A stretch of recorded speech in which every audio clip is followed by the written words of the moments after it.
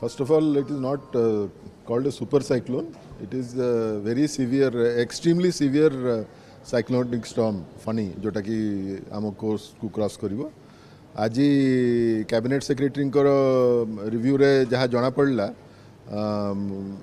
वर्तमान रो मूवमेंट अनुसार are impact maximum Odisha रे ही हबो एवं यह पूरी जिले में कोस्ट को क्रॉस करिवो बोली कि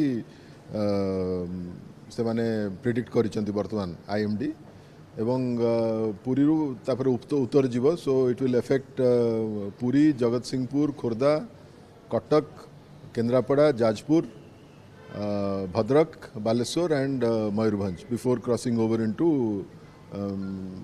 वेस्ट बंगाल.